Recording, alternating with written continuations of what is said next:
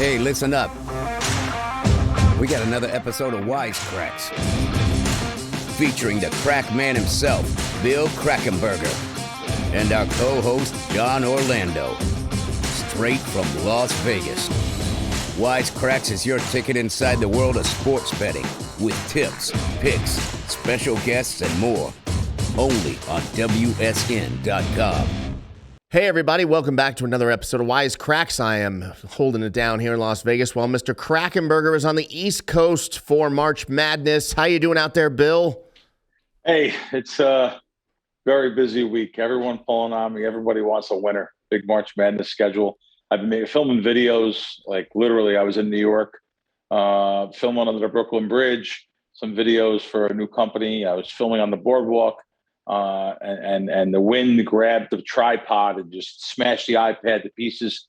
Had to go out and get another iPad, and amazingly, Apple sent one overnight. So 18 hours later, I had a new iPad. Wow. Really amazing. Yeah. The tripod just fell. Oh my God, you must be so mad. I was so mad. Oh my God. It just smashed everything. It smashed the iPad to pieces. So now, do you have someone out there with you that helps you do the video? Normally, always, but just he was in New York with me, and the day before it was a 13, 14-hour day. Where, by the way, we stopped in the morning at Essa Bagel, my favorite bagel place in the world. In the afternoon, we went to Katz's Deli, and we went to John's Pizza. Also, we hit a triple header in the day, food-wise, so that made it kind of a little more worth it. So wow, I'm sorry to hear that, but I'm glad you got it all sorted out quick and in crack fashion. I like that. Yeah. There's a lot of buzz going on here. Big, round of 64 starts up. Gonzaga, the big betting favorite, of course. Everyone thinks they're going to cut down the nets. So 2 years ago, the big dance was canceled, John. So last year still had some COVID restrictions, limited fans. This year really feels like the tournament's back, and here's how I know it's back. That's right. Bill Krackenberger thinks, I'm in Atlantic City. It's not Las Vegas. It's not really a big deal like it is in Vegas. I am wrong. I have been on the phone with so many sportsbook directors, casinos. It's impossible to get a seat to watch a game in a sportsbook. They're booked up back in January. I just didn't think. I don't know what's wrong with me. I just didn't think. You can't get a seat? I can't get a seat. You know why? They're reserving them for the big casino gamblers, the suckers, the idiots. And the other places like Caesars, they're charging $250 a seat just to sit in a seat to watch the games. I mean, I'll be honest with you. If my friends weren't coming down from up north and stuff, I'm fine sitting right here in a room, giant TV, anything at my disposal, sitting around in my sweatpants, hanging out with. But the guys want to be in that atmosphere of the screaming and craziness. So don't worry, I'll get in somewhere. Of course you will. I always say, if money is key, where you could just take a bill and fold it up, and hand someone a $100 bill, then I got that covered. Never mind that. Walking into a Atlantic City sports book with Bill Krackenberger is like walking into the Vatican with the Pope. I mean, come on. This is crazy news you're telling me. Yeah, I was over at DraftKings just yesterday, and walking in, and everyone's like, "Oh, Crack, you're going to stay here and watch the game. You're going to come here and watch the games." And little do they know, it's not the way it works. Every seat there is reserved for someone in high roller territory. But I can guarantee I can go through the casinos with my iPad or iPhone. I can guarantee the people that are be sitting down tomorrow, there's no way they're high rollers, and they're all maneuvering here or falling under certain things. So we'll see what happens. So, but anyway, it's no big deal. Big dance. I'm good. Got some bets down, rolling. Now, do you get excited before, like, with the build-up for March Madness, or is it just? I mean, because there's obviously there's a lot of games. Right. Super Bowl's a little more exciting, but okay. That's because you like me. You like football way more than basketball, right? I like watching NFL games now, but yet I make usually I make more money in college basketball. Wasn't the case. I hit like over 60% last year in the NFL. It's very unusual. So It was a really good year between the props and the totals in the first halves. But not to say that we're not going to roll along here in March Madness. I already have like 3, 4, 5 big plays getting down. As a matter of fact, right in the middle of the show here, I had to take time out to make a couple plays that some lines were moving. I was hoping going to move my favor tomorrow, or looks like one of the syndicate groups hit it that way today. So that's the way it goes, and here we go. That's where we're at, John. Well, you mentioned the NFL. A week ago, 1 week ago, we were talking about Russell Wilson signing with the Broncos, and I even said something like, there's really no other exciting quarterback signing possible other than a Russell Wilson or since what's his name went back to Green Bay. Aaron Rodgers went back to Greenway. How did I go blank on that name for a second? It's a headache. Yeah. And then just a week after I say that, Tom Brady shocks everybody, I guess. And Tom Brady is back. Crack. What are your thoughts? Big news in this. Big news in the sports betting world. 3 days in a row, 3 different articles came out about Tom Brady because the reason why it's big news for sports betting wise is there was a few people in the know getting down on Tom Brady's information before it came out on Sunday, and he announced it. It was out there because some sports books got hit all week long. Thursday, Friday, Saturday, sports books were getting hit with Tampa Bay Bucks futures to win Super Bowl, to win a division, to win the conference. So there was certain groups that knew about this for sure. There was some kind of a leak somewhere. One of our great guys that's been on the show many times, Jay Cornegay, a whole article came out yesterday in the Las Vegas Review-Journal where he wants it investigated. So he got hit so many times. He got hit Thursday at 60-1. They lowered it down to 25-1. They got hit again. He knew something was up. Someone's betting. All of a sudden, someone's betting during March Madness is a couple of days away, and someone's betting Tampa Bay futures and rebetting them. So. Right. It kind of hijacked Sunday and Selection Sunday a little bit. Brady announcing it right on Selection Sunday. Yeah. But it, drastically altered the NFL forecast for the upcoming season. So, by the way, it wasn't just Las Vegas. It was sports books around the country that were being bet, and probably under some further examination. Literally, books were hit in New Jersey, Michigan, Colorado, of course, Vegas, and these are all the legal sports books that are up. The reason why you want to bet a future like this at a legal sports book is real simple. These offshore guys, these guys are using pay-per-head sites and stuff. They're local guys. They're the guys at your corner store, down at the pool hall, the bowling alley, the bar. These guys aren't paying you. These guys are canceling your bets. You bet something at 50-1, and now it's under 10-1. They're canceling your bets. They're labeling you as a wise guy, and they're canceling your bet. So you want to bet them with the big legal corporations that you have at least gaming to protect you. And you could just say you were being speculative because Brady was over in, I don't know what country it was. Forgive me for not knowing. He was over there with Ronaldo, hanging out, talking soccer, and might have maybe that was an indicator that he was going to return. Someone over there said too. He was talking to the Tampa Bay Bucks owner. He was spotted. So there could have been some more to it like that too. Listen, our job as sports bettors is to get information before the sports book gets it, and I want to bet them that bet before they get it. Right. Now that's my job as a sports bettor. Right. It's almost fair game. So I don't necessarily agree. Let's say I bet Tom Brady on their season opening game. They're getting ready to come on the field. Tom Brady trips over a hose and sprains his ankle. Now he's not going to play. Can I take my ticket and say, hey, I want to get my money back because Tom Brady's not playing? Right. Absolutely not. Right. Absolutely not. This is like, and maybe I get my information first that he tripped and I'm betting against them. Well, maybe you're getting your information first as a sports book and doing some due diligence, and you're getting your information and you're automatically over adjusting the line from Tampa Bay -7 to Tampa Bay -4 because Brady's at least scored 3 points. And automatically the customers are saying, wow, it's 7 everywhere. It's only 4 here though. Wow, I'm going to bet it here. Oh, I got to bet Tampa here. Well, meanwhile, the sportsbook had the information before you. So then is it fair?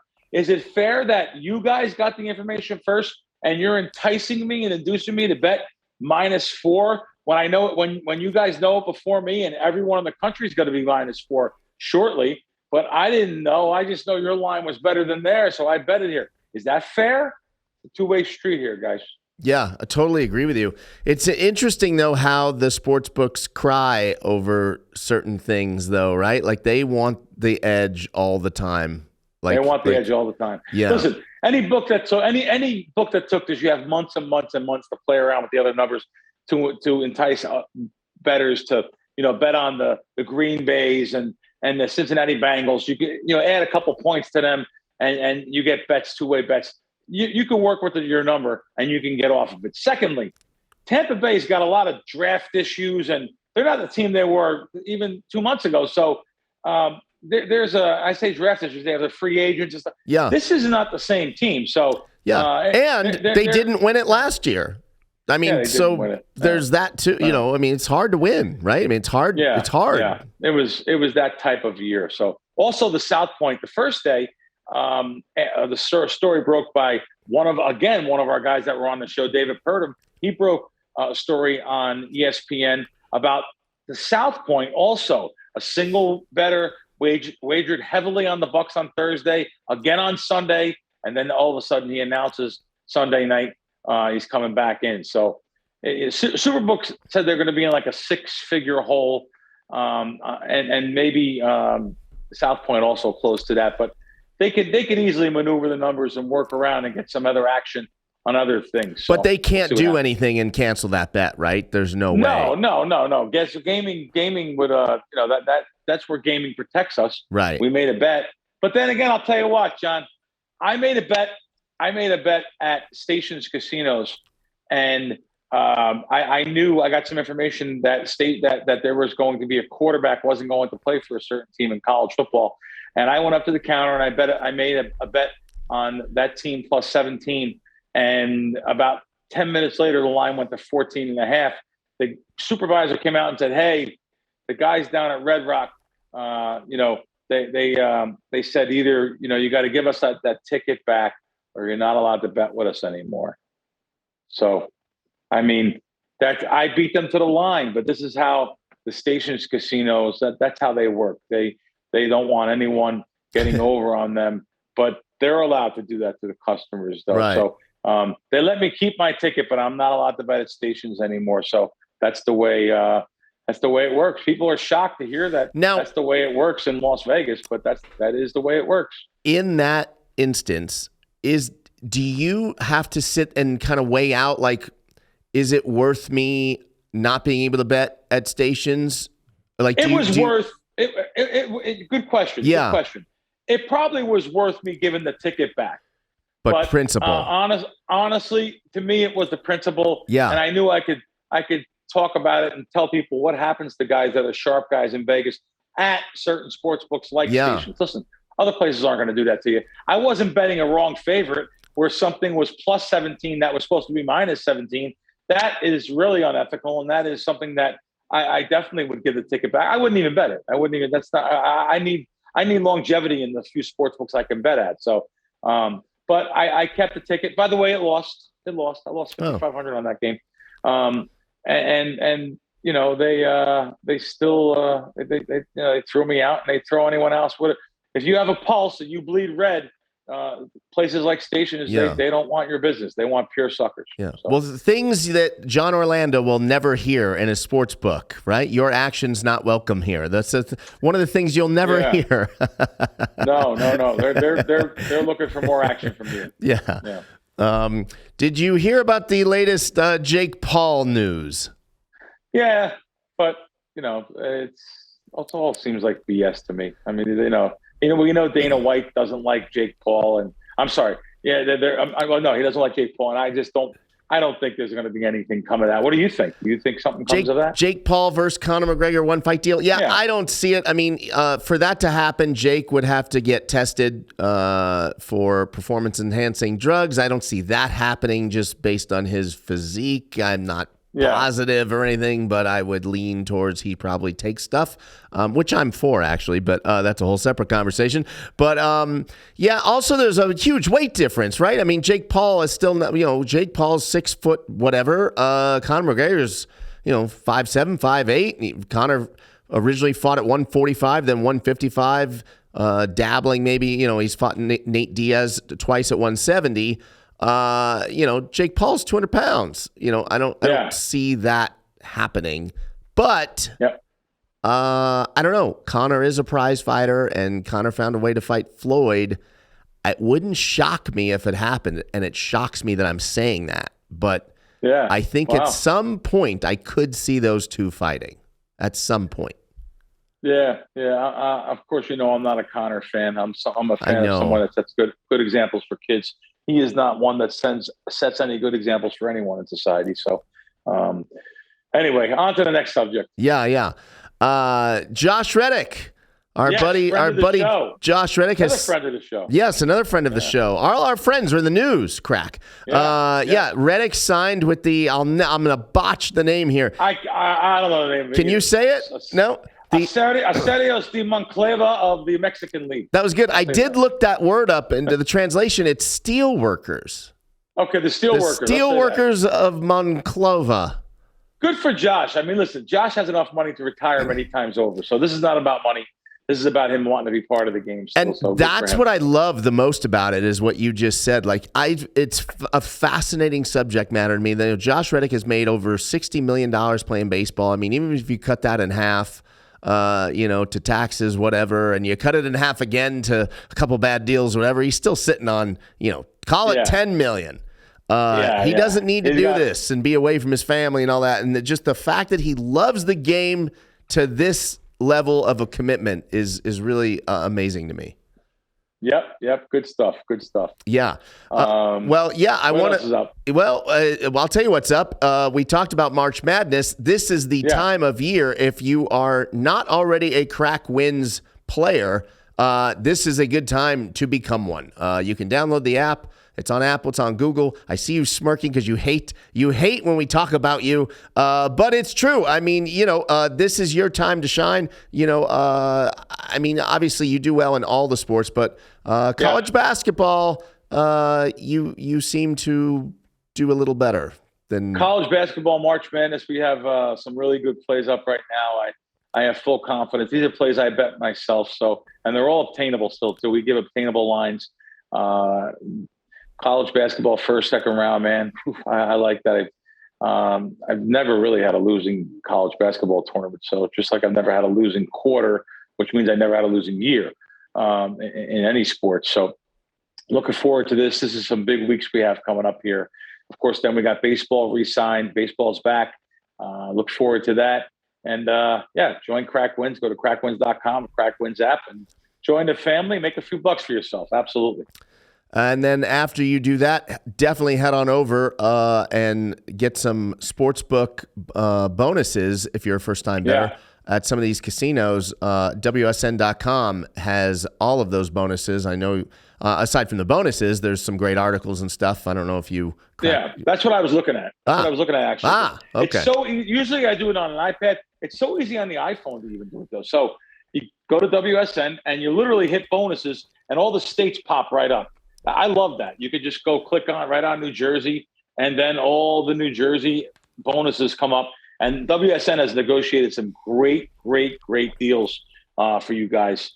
Literally thousands and thousands of dollars in deals with the sports books in New Jersey. And not only that, you could go to the other sports books. Colorado, same thing. Wow, there's so many different. So there's certain books that are in Colorado that are not in New Jersey. So like this Maxim bonus, $1,000 deposit bonus. I mean, really, they've negotiated some of the best deals. Also, the articles, great articles on March Madness, even some articles on baseball. They update them literally every day or two. Plenty of articles to learn about all different things. Of course, I like industry news to find out what's going on, the latest on the sports betting legalities, the new states coming on board, and where to bet and what's coming up.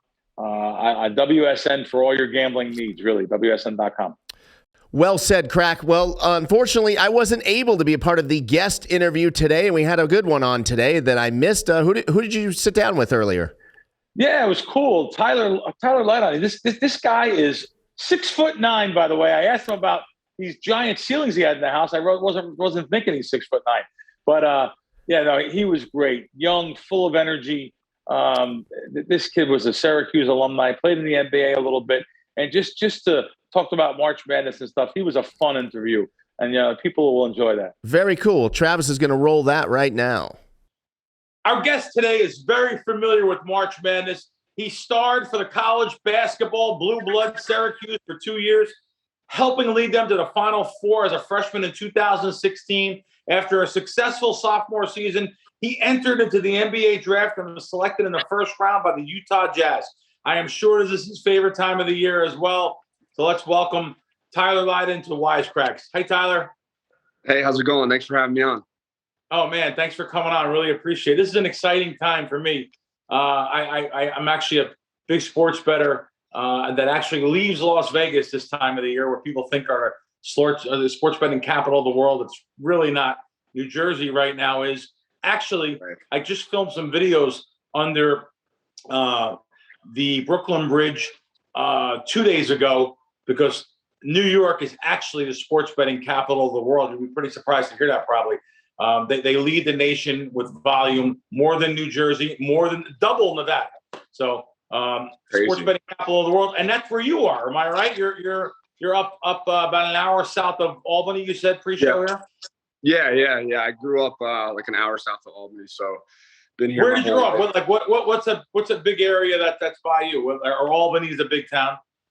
I mean, Albany's the biggest. That's like an hour away. Poughkeepsie's about an hour away from me. Outside of that, I mean, I don't know if you're familiar with like Kingston, New York. That's like a half hour away. So yeah. I grew up like a half hour from Kingston.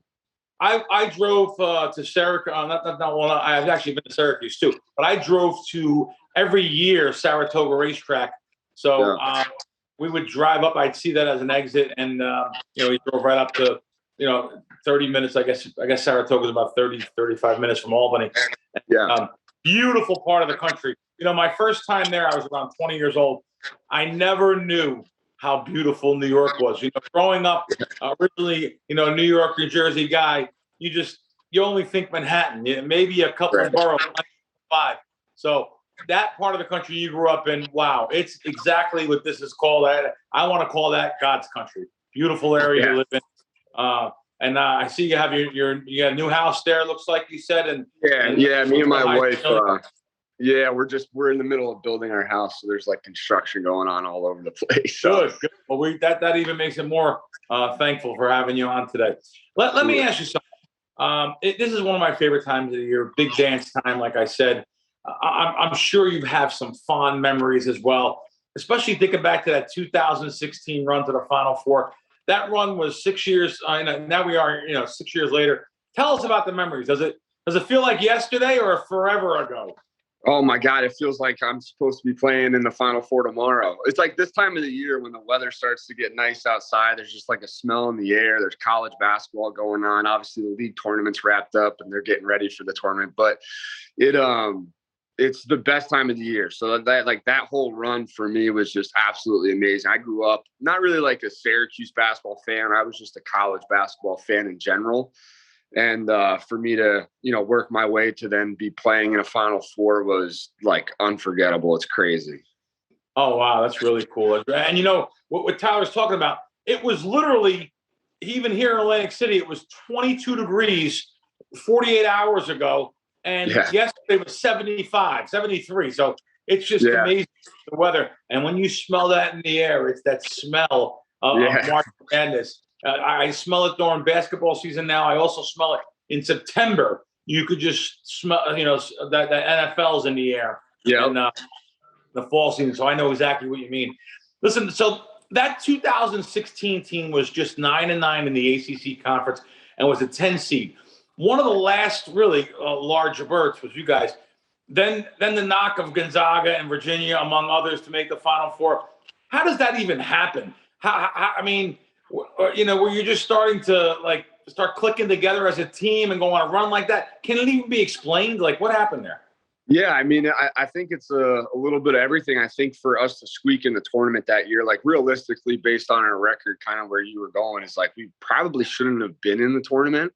So for us to get in, obviously we were all excited and amped up, but I think it just gave us that extra boost that we needed. And then, like that whole year we came out, we won Battle of Atlantis down in the Bahamas. We played Texas A&M, Gonzaga, a couple other really good teams down there, and we won. So we've known that we could play in big games and compete and win. And I think for us, like the one thing that's a little bit unique about Syracuse is that zone defense, that if you're not in the ACC and you don't play against it a couple times in the year and you're not actually prepared to play against it, it's tough to like emulate those things that go on in the zone in practice. So for us, I think it was a mixture of, we played really well at the right time of the year. We started to click, and we just kind of rode that wave. And, for us, a lot of guys stepped up, made a lot of different big plays. Malachi Richardson in the Virginia game, Mike Benajay was huge for us all year. So I think it was a combination of a few different things, but it's the dance, right? So it's crazy time of the year. Man.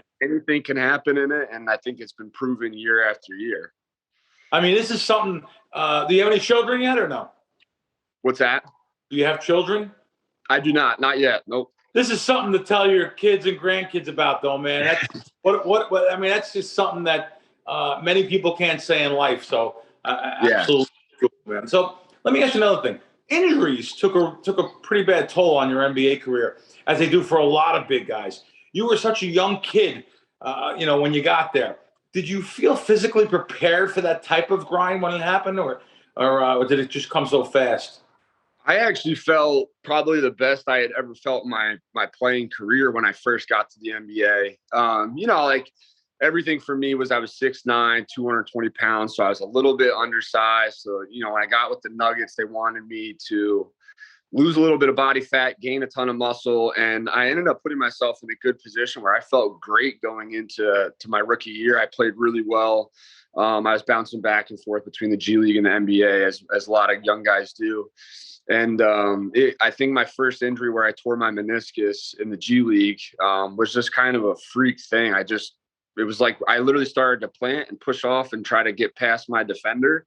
And I felt a pop in my knee. And it's like, I've done that same exact thing hundreds of thousands of times. And it's just for whatever reason, that one time it felt the pop, and I tore my meniscus pretty bad. But early on, I knew that there would be a lot of wear and tear. Like the biggest thing I think that's the adjustment for a lot of young guys is the travel. You're not used to playing 82 games, which is a long season. You're in a different city every other night. And so for me, bouncing back and forth, I think in the middle of the season, right before I did get hurt, started to wear on you a little bit. That's the same case for a lot of young guys. Is you usually get through that first half of the season pretty quickly, and things are a breeze, and that second half kind of catches up to you. So then it's tough, after you get that first injury, nothing's really ever the same, and kind of just fight through it. But I kind of prided myself on being a tougher guy. I would sprain my ankle real bad or this or that, and I'd play through it. It didn't bother me. So I don't know, maybe I just beat my body up a little too much in college and whatnot. But yeah, it kind of sucks, but it is what it is. Yeah, I got you. So, this is a good thing. Last year, you were part of the winning Boeheim's Army team in the TBT $1 million winner-take-all tournament. That had to be a lot of fun to play with all the Q's alumni. And what was that experience like? It was a blast. I mean, actually, it was kind of funny. I tore my meniscus again going into it, so I was playing on a torn meniscus, and then my hip, I'm supposed to have surgery on that. So I knew going in it was going to be a challenge after I hadn't been playing competitive basketball for over roughly a year. So on my body, it took a toll because to get ready, it's like, I was pretty much in a training camp all over again. And it was something that I wasn't really quite used to. So that part was a little bit tougher, but it was an absolute blast to get back in front of Syracuse fans. They're the best fans in the world. And then, to play for me, the most fun part was playing with guys that I grew up idolizing and watching. Like Eric Devendorf for me as a kid, if you were a Syracuse fan in that time frame, he was, one of those guys, or if not the guy. So for me to watch him and then get to play with him, same thing with CJ Fair and a couple of those other guys, that was by far the best experience. Oh, that had to be great being there. God, Syracuse fans, there's like dedicated fans too up there. Yeah. So just to be in front of the fans and the old players and stuff. That's great. So Tyler, what's next? I read that you may want to get into coaching if you are truly done with basketball. What's next on the horizon? You turn 26 next month. What's next for you? So, well, I was playing in the NBA, actually my rookie year. Myself, my brother, and one of my best friends, actually my cousin, we all started a business. We wanted to run camps and clinics for kids that are back home in my area. I mean, I'm from a super small town, so really there's a lot of kids that aren't ever exposed to anything and don't get those opportunities to do stuff like that. So we started a business back then, and ever since I was done playing, we kind of transitioned from camps and clinics, which we still do a little bit of, into a lot of training. So I'm around the game every day. I train, some pros, college kids, high school kids, middle school, all the way down to elementary school. So I'm just heavily involved in the community now. I run that training business with my best friend now, and it's been great. It's awesome. It's an easy way for me to kind of chill out and physically not have to put so much in, but yet I'm still around the game every day and making an impact. Now, is that in your local area there, or do you travel sometimes? Or no? Yeah, okay. I mean, we travel. Like, we've been in a couple different states when people want to bring us in and run a clinic or a camp or something like that. Or, I'll go back up to Syracuse and run an event every now and again. But for the most part, 99% of the time, it's local to us. Within, we'll get kids in a couple hour radius to come down to do workouts with me and my partner and stuff. And but for the most part, our gym is located like 25, 30 minutes away from where I live. So it's awesome. Oh, wow. That's great. What good experiences. You do that. And now are you doing that like every weekend? Is that your thing? Like every weekend you're in that gym? It's a full-time. Is that a full-time job for you? You're doing that 40 hours a week or 20 hours a week? Yeah. I mean, right now, like my schedule right now is Monday through Saturday. I'm in the gym. Oh, wow. I could be in there all day, every day. Obviously, a lot of it's predicated on high school kids' seasons and stuff like that, finishing up, ending, plus they're in school. So I usually am there Monday through Saturday at this point of the year. And, I could be there 7 days a week for 10 hours a day if I wanted. We're pretty fortunate. We're in a really good area. There's a lot of parents that are willing to invest in their kids, and they want them to succeed, which is awesome. There's not a lot of places I feel like that are like that. So we're pretty lucky and fortunate to be around a ton of different athletes that want to get better.